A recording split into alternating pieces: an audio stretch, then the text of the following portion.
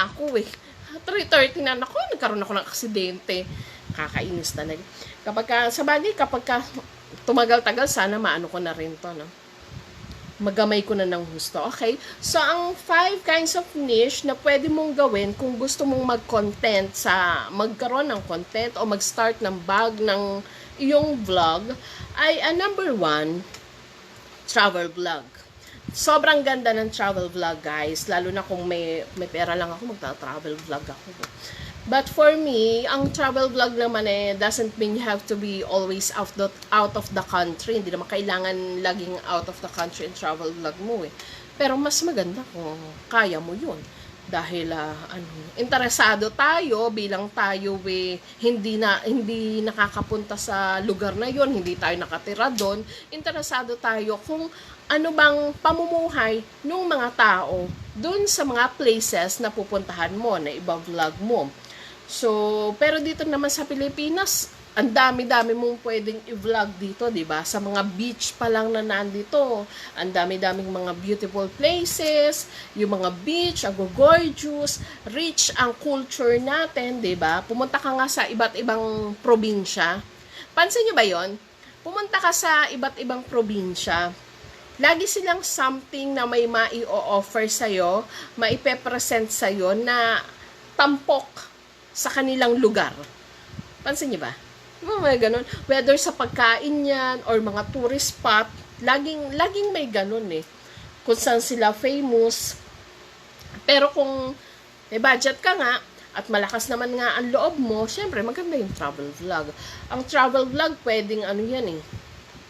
Pwedeng parang pagpapakita ng mga culture, history, and tradition ng isang lugar, pwede yun. Travel vlog din na masasabi yung experience mo lang. For example, nagpunta ka sa Disneyland. So, yung experience mo, nung nagpunta ka sa Disneyland, sumakay-sakay ka ron, yung mga ganun, mga kinain mo, ganun. Travel vlog pa rin naman yun. At, sa travel vlog, talagang aani ka ng views dyan. Meron yung mga nagta-travel vlog, Depende ha, maraming klase ang travel vlog. Yung ibang nagta-travel vlog, nakasakay lang sa motor. Naku, nga astig nun, guys. Nakasakay sa motor, babae. Ang pangalan niya, Itchy Boots. Ay, hindi yun ang pangalan niya. Yun ang pangalan ng, channel niya. Itchy Boots. Kung gusto niyo tingnan sa isang platform. Grabe, guys. She is way cooler than cool. Sobrang cool niyang babae, guys. Talagang idol talaga siya. From Holland, nagmotor siya hanggang Africa. So, ganun ang niya. Ganun ang kanyang niche. Tapos, yung isa naman, nakasakay naman siya sa SUV. Ang dami nang gumagawang babae. Mga nagta-travel vlog ng sakay ng kanilang mga sasakyan. Okay. So, number 2, food and cooking. Guys, ang food and cooking, hindi yan malalaos. Pag ginawa nyo yung niche, wala yung kalausan. Kahit sabihin pa ng kung sino, ng kaaway mo na kapag ka nag-my day ka na busog na daw sila sa mga nag-travel ako sa baryo, kumain ako ng lugaw sa gwarda. Hoy! Jim Lord! Hindi gwarda yon Dwarda yon. Guarda, kami yon, apelido namin. Yung kinainan mo ng Dwarda, letter D. Nanggigigil ako sa'yo, Jim Lord, Travel vlog ka sa baryo. Nawawala ako sa Okay, so food review, guys. Laging in yan, yung mga food review yan. At cooking. Syempre, hindi ako naniniwala, guys, na isang beses ka lang kakain sa isang araw. Siguro, merong ilan, rare yun. Pero yung ultimo paghigop mo nga ng kape, pwede mong i-content yun. Sabi ni Jim Lord. Ayusin mo yan, Jim Lord, hindi guarda, dwarda yon. Okay. So, ang food review, laging may magsa-search dyan araw-araw. Kahit sabihin nila na busog na sila dahil ang daming nag-my day ng sopas, ha?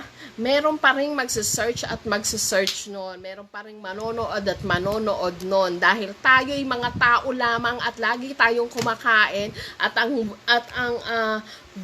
food and cooking vlog ay very informative at very ASMR.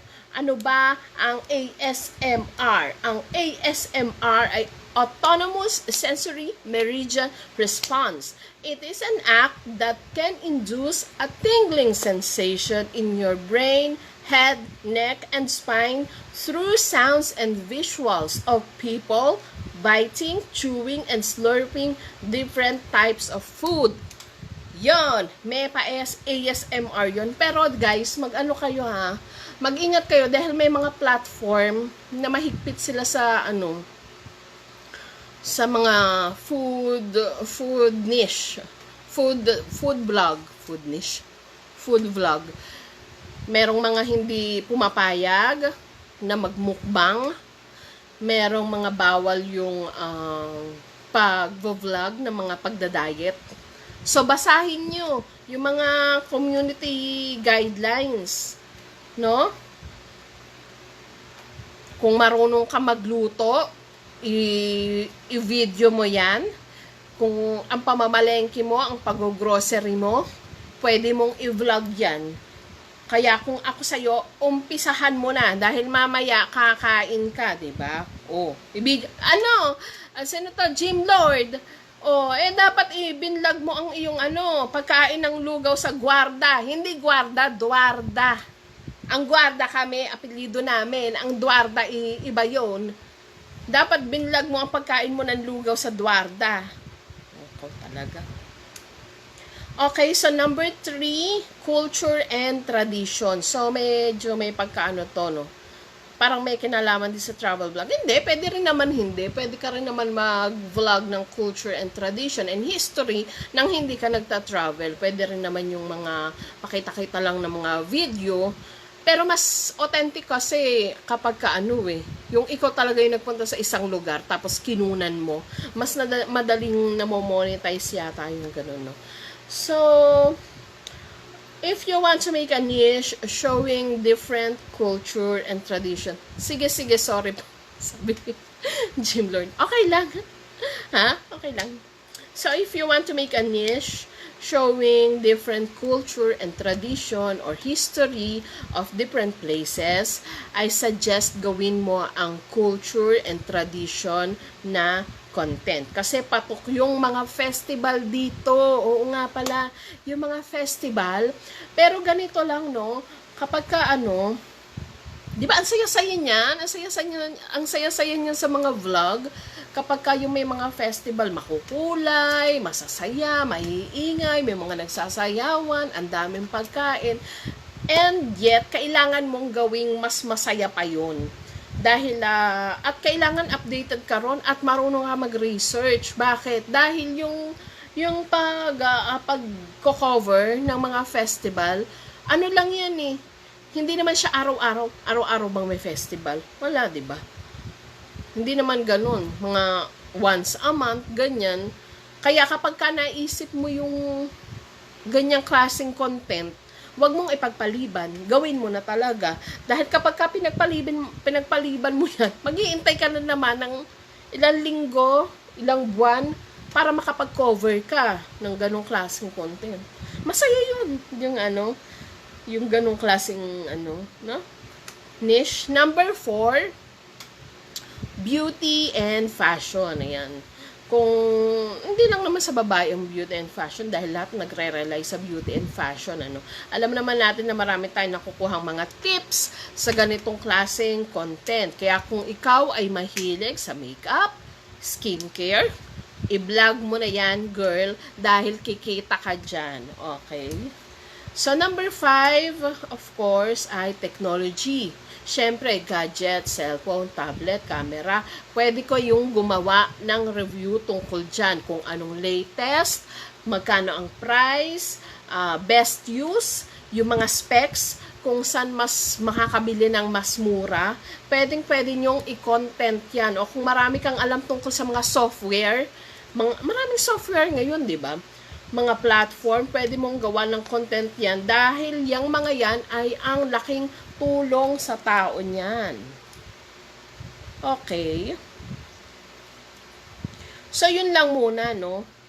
Siguro sa mga reels ko pala na i-upload ay magbibigay din ako ng mga tips, mga ganyang klaseng ganyang klaseng mga tips sa reels kung ano mga